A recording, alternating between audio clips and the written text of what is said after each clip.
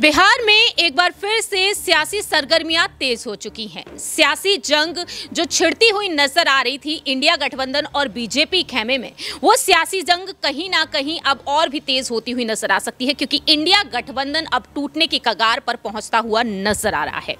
बिहार में मुख्यमंत्री नीतीश कुमार पाला बदल सकते हैं, बीजेपी के साथ एक बार फिर से वह आते हुए नजर आ रहे हैं। ऐसे में सवाल ये उठ रहा है कि आखिरकार नीतीश कुमार कब तक मुख्यमंत्री बने रहेंगे, बीजेपी आलाकमान की उन पर क्या कुछ अहम और खास रणनीति है। नमस्कार, मैं प्रांशी राठौर और आप देख रहे हैं नेक्स्ट 9 न्यूज।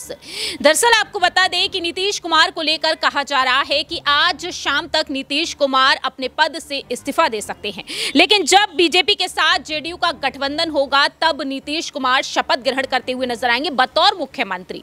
जी हां, 28 जनवरी को उनका शपथ ग्रहण समारोह बताया जा रहा है। जेडीयू और बीजेपी के नेताओं की बैठकों का दौर जारी है और वहीं दावे ये किए जा रहे हैं कि राजद कैंप में अब तेजस्वी यादव को मुख्यमंत्री बनाने की कोशिशें शुरू हो चुकी हैं।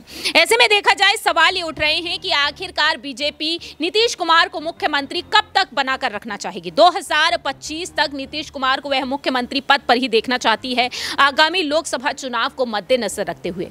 जानकारी दे दें कि बिहार में 40 लोकसभा सीटें हैं और इन 40 में से 17 पर बीजेपी का कब्जा है, 16 सीटें जेडीयू के पास हैं, तो वहीं एक सीट है सिर्फ कांग्रेस के पास। ऐसे में देखा जाए तो बिहार में विधानसभा को भंग करवाकर लोकसभा चुनाव के साथ ही विधानसभा चुनाव करवाने के विकल्प को बीजेपी का शीर्ष नेतृत्व नकार चुका है और इसके कई बड़े कारण सामने आ रहे हैं।